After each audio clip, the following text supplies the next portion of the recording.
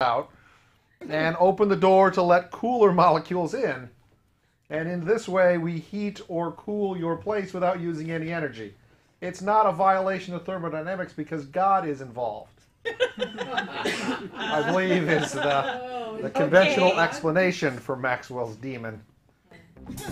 And with many things, apparently God causes the tides. I just heard that today. So,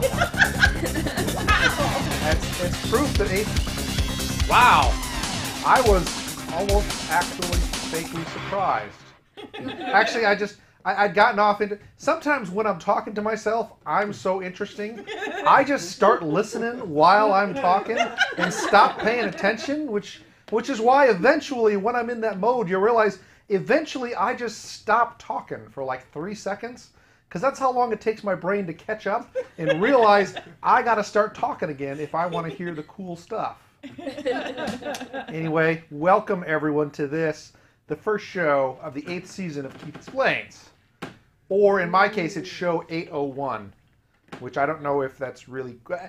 People are like, you made 800 shows? And it's like, no, I made like 60 shows. Because see, the first number is the year, and then the next two are the month. So like I'll have 801, 802, 803, up through 812, and then I'll start with 901, which a lot of people say that's cheating. And I'm like, no, it's the only way I can remember when I did the stupid shows, because otherwise they'd just be numbers. Big changes afoot at Keith Explains here in this, the 8th season. I fired that subtitles guy. He's fired. Okay? And I'm not giving him a good letter of recommendation. I'm not giving him any letter of recommendation. If someone calls me up and goes, we're going to hire your subtitles guy, I'm just going to laugh at them. Just like, ha, ha, ha. He's never going to do your subtitles. It's just months are going to go by. He's not going to have done subtitles for your show. You're going to be like, hey, where's my show with the subtitles? And he'll be like, I'm busy being on this committee. Or, I'm tired. Or, I can't go.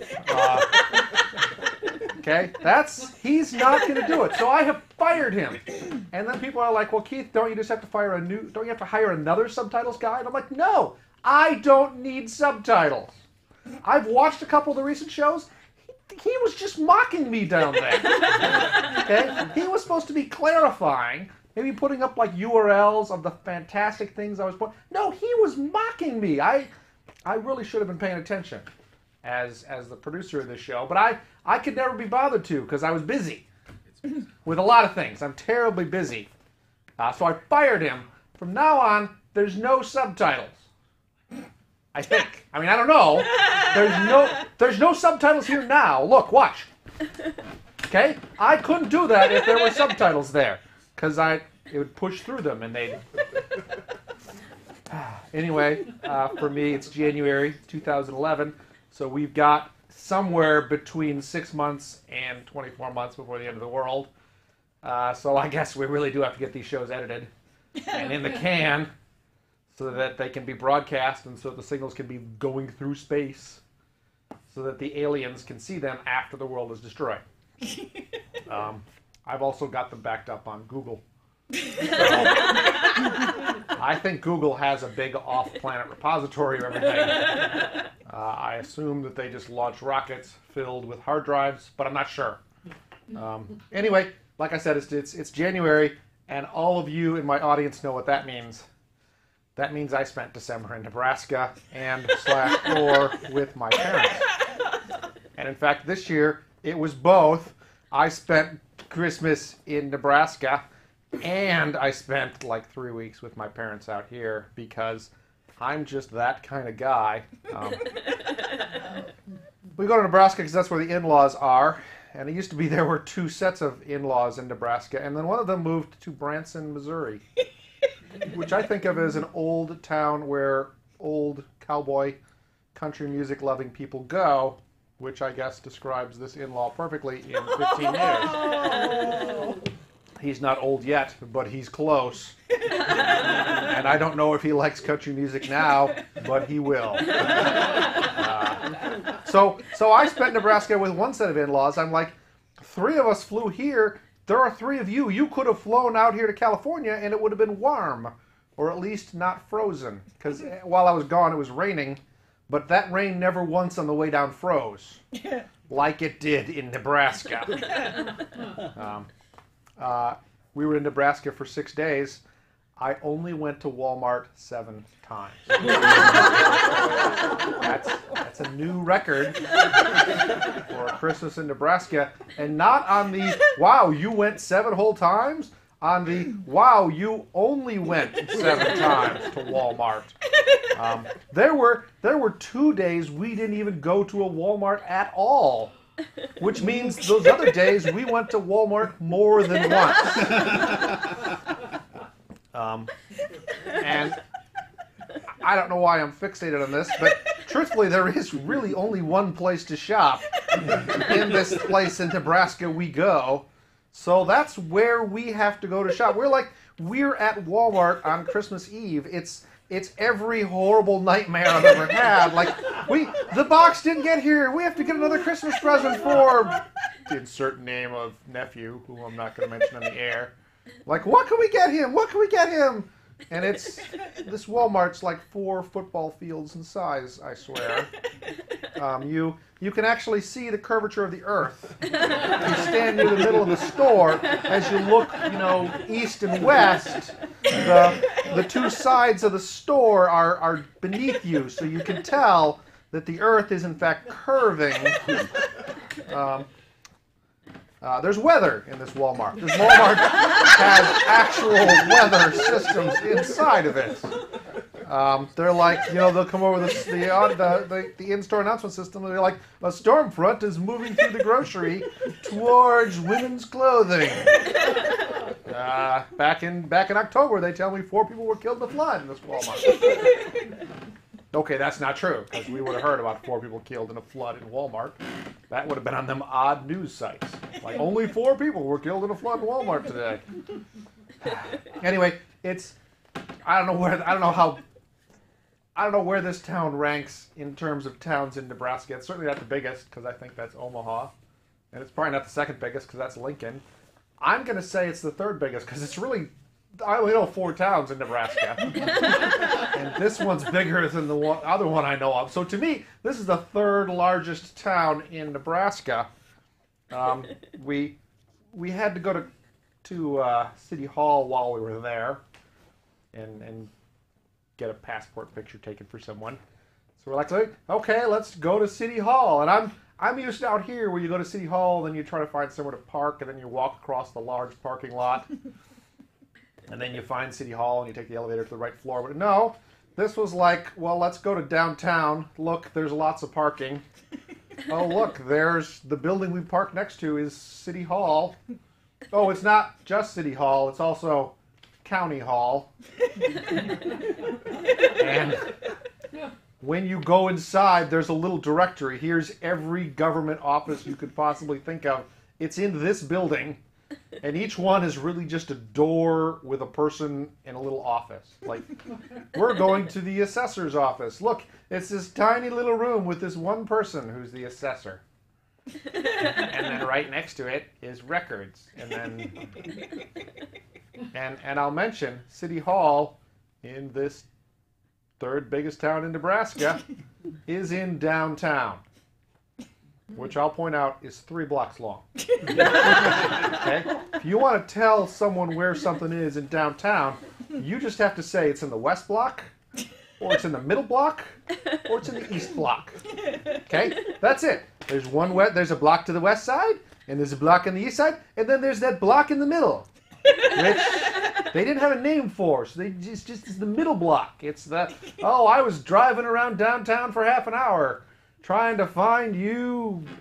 Which block were you driving? It was crazy, because it was out here. Well, first of all, most cities in California have bulldozed their downtowns in favor of putting in malls. And malls are a lot like downtown, except there's more teenagers. But they still have their downtown. I assume because it's not valuable enough to be bulldozed. Well. Here's another fascinating fact. Y'all are going to love this. On the way back from Nebraska, I was groped by TSA. So that's something I get to cross off my bucket list. I mentioned before, I have this huge rod in my leg from having shattered it. Normally, it doesn't do anything in the airports, but apparently they've turned the machines up because I'm assuming terrorists figured out that they can make guns out of surgical steel, or out of tungsten, or whatever the heck it's made, titanium. It's made out of titanium. They're like, we're just going to make guns out of titanium. And then the gun makers are like, titanium's too valuable. Why would you do that? And the terrorists are like, no reason. We're just really rich. We're really rich, and we would like guns made of surgical titanium, please. And the doctor's like, well, I guess we could do that. I mean, you know, the downside is these guns aren't going to set off the metal detectors, so when you get to the airport, be sure to declare them. And the terrorists are like, oh yeah, we will. And so they've turned the machines up, so now the surgical titanium apparently goes beep. So like I walk through, and first of all, a lot of people I know are going to write me and say, Keith, you're a celebrity. Why don't you just go through the special celebrity line at the airport? And again, I think it's important to not treat myself like a celebrity unless it's really, really good for me. And so I was going through the same line as everyone else in Denver, Colorado on the way back. And I walked through and it beeped and she said, are you sure you got all the metal in your pockets? And I'm like, well, sure, I'll check. And then I checked and I had one nickel in my coin thingy. So I'm like, oh, it was probably this. And I put it in the little plastic thing they give you. And she's like, go through again. And then I go through and it goes beep. And I look down and there's this little, they have little LEDs on the edge. And like every LED near my right leg has gone off. And I'm like, couldn't she have mentioned the first time that it's in your right leg, okay? It's the thing down near your right leg that went beepy, not your pockets. But no, she's like, well, okay, you've got to wait here for a male search attendant. And I'm like, oh, goody. So then we went off, and he was very nice. And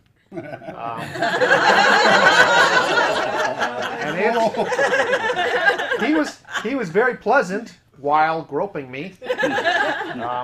And I want to say that of all the gropings I've ever paid for, this was among the top gropings I have paid. Technically, I paid for the plane ticket, but I like to think that maybe this guy got a little bit of that. You know, some tiny fraction. While we were in Nebraska, as usual, we sent out our Christmas cards the day before Christmas.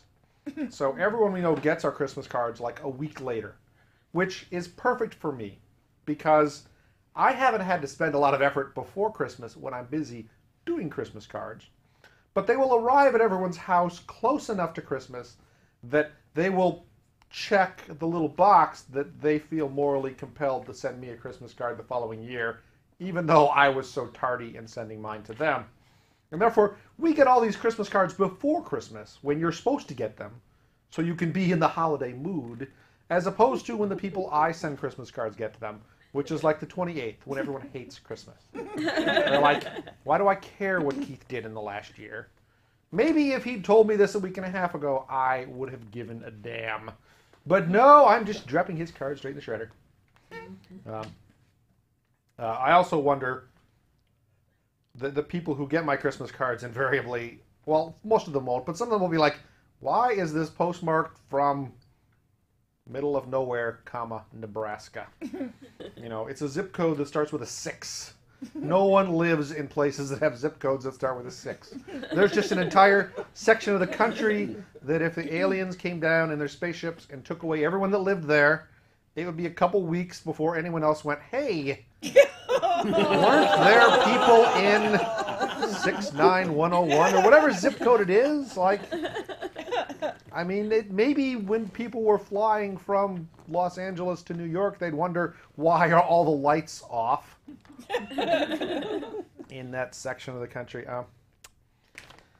One other thing we did in Nebraska, because we had all this time, because once you've got there, it's like, hi, good to see you. Yeah, Ma, you've grown. Well, I guess we got a week left. What do we do? And then after the mad dash to Walmart to buy Christmas presents, You know, then you're like, well, do you have a movie theater? And they're like, yeah, we do. I'm like, do you have 2 movie theaters? And they're like, oh, that would be crazy. You can only see 1 movie at a time, you know. Why would you need more than 1 movie theater? And I'm like, oh, great. But no, it was they had like 6 whole theaters at this movie theater. So it's a high-class movie theater now. The town that my mother's from in Illinois, middle of nowhere, Illinois, which I visited with some frequency in my youth, had 1 movie theater with 1 screen. I was like, what do you do if you want to see more than 1 movie in a week? And they're like, why would you do that? I'm like, well, and they were like, yeah, it's just the movies come through, and then the next movie comes through. And I'm like, wow, so what do you do when a movie's popular, like Star Wars? And they're like, oh, we haven't gotten Star Wars yet. That's a bit of a lie. They had gotten Star Wars, because I was in like 8th grade by that time. They hadn't gotten Empire Strikes Back yet. They were like, it had only been out for 3 or 4 weeks. So they were like, yeah, we'll get it in a month or 2. And I'm like, man, I'm terribly sorry for you people. We went and saw Tron Legacy in Nebraska in a theater that had 3D. So I had to wear the goofy little glasses and watch the 3D movie. And it was okay 3D. So apparently they know how to buy polarizing projecting cameras in Nebraska.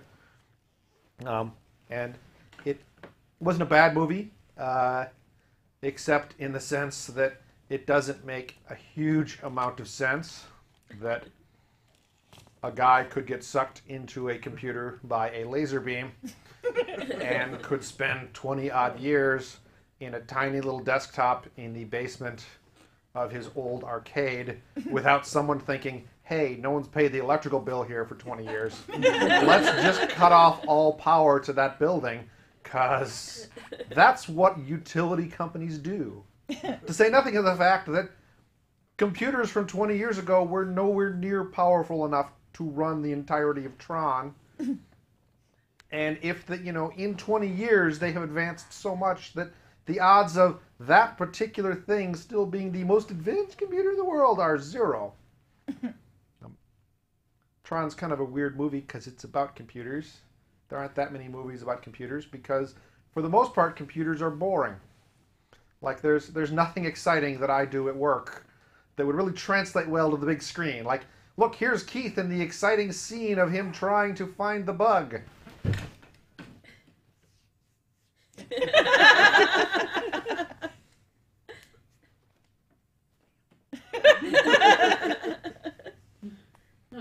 Okay, I could keep doing that, because that's just a tiny little fraction of the beginning of trying to figure out something tricky. Occasionally, I have to get a piece of paper and draw like a list with arrows, like that's one in there, that's one in there, okay, nothing here. Okay, you can't translate computer excitement to the screen very well. I mean, Tron tried. They were like, inside the computer, it's light cycles and it's programs battling each other, and I'm like, no. No, it's not inside the computer. It's like, add 7. Store register 17 at offset 12 from register 14. Subtract 1. If register 7 is greater than 6, branch backwards 7 instructions. Okay, that's what it is, right? It's just over and over, right? It's not exciting inside computers. It's certainly not people on little light cycles driving around fighting each other, but it makes a good movie. There are really no great computer movies I can think of. I mean, there aren't. The first Tron, when I saw it, I was like, man, this is great, because I wasn't a computer guy yet. And they're like, it's Tron, he fights for the users, and there are accounting programs. That, I don't know if you noticed, but in Tron, the accounting programs always lost. It's like the equivalent of being a red shirt in Star Trek, okay? You watch this when Tron comes out on Blu-ray. You're going to be like, you can just, and if someone says, hi, I'm an accounting program, that little lighted up guy is going to die pretty quickly. I can't think of many. I'm not even going to bother to think of other. Well, there was Sandra Bullock in that movie about computers where she used ResEdit to control air conditioning systems. That was freaking hilarious to us programmers, because we're like, this is wrong on so many levels. We don't even have words for how wrong this is. While I was in Nebraska, I had new windows put in my house. I've mentioned my many home repairs before, about how my home, unlike all the homes in the complex around me, mine is under a constant state of replacement, so that it is never more than about 12 years old at any point in time. Because, much like the bones in the human body, I have replaced pretty much every single thing in my house recently, just like the calcium is replaced. So that my house will never get old. It'll just be there perpetually messy while everything around it. Anyway, I had new windows put in. I was actually gone the first day they came to put the windows in, so that I had my housekeeper let them in. By housekeeper, I mean my parents, because they were staying in my house while I was gone, because they come to California to visit their grandchildren. And it doesn't matter if I've gone to Nebraska or not. Their grandchildren are still here. So they're going to stay in my house. They're going to go see the grandkids. They feed the cats. It's great for me because in addition to all that, they can let the window people in. And then when I get home, they can be like, yeah, that was terrible that first day of window replacement. Because pretty much what they did is they took all the windows in your house out when it was 48 degrees outside. And then they banged on the outside of your house with huge sledgehammers to break stucco off. So that it was like being in a huge, cold, bangy place. My mother's like, midday I had to go shopping to get away from it. I'm like, you just wanted to go shopping. And now I have lovely new windows in my house. And so now it's warm and everything. I don't know if I've mentioned this before. There's a new site. I think it's about.me, where you can put up a page about yourself, and it's supposed to be like, it's the new search engine. People will put things. So I have created a page for myself there. I believe it's about.me/.nef. If I had a subtitle guy, he'd have put it up down here, but I don't.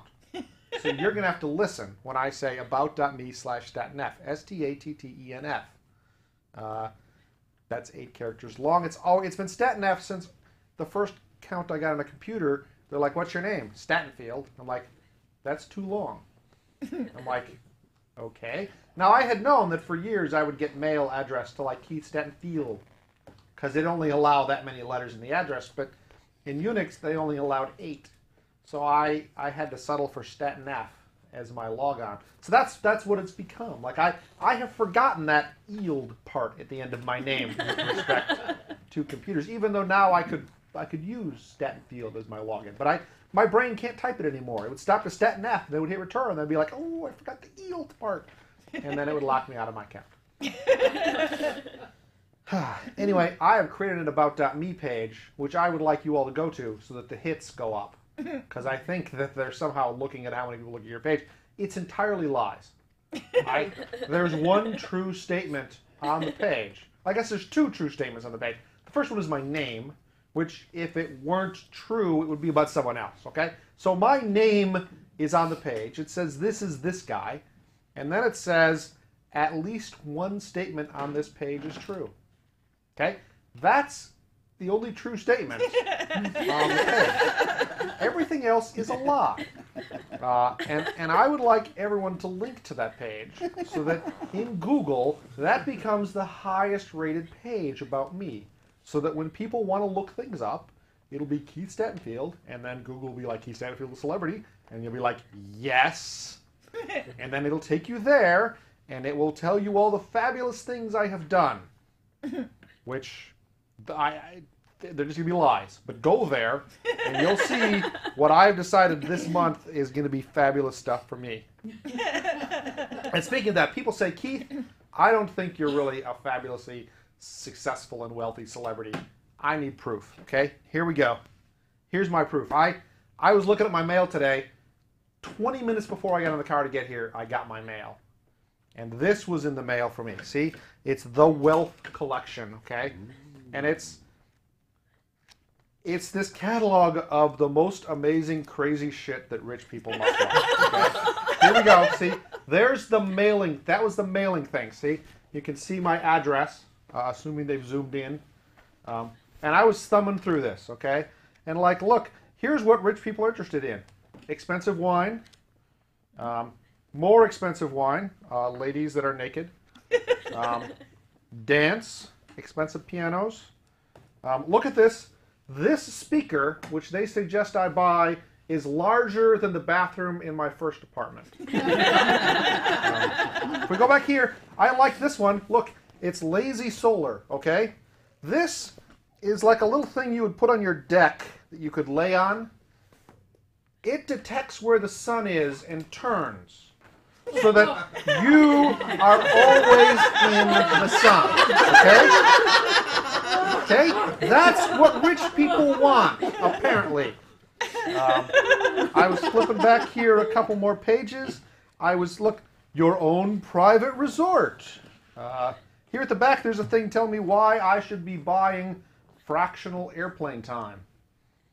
Here we go. Look, it's a cell phone you can buy.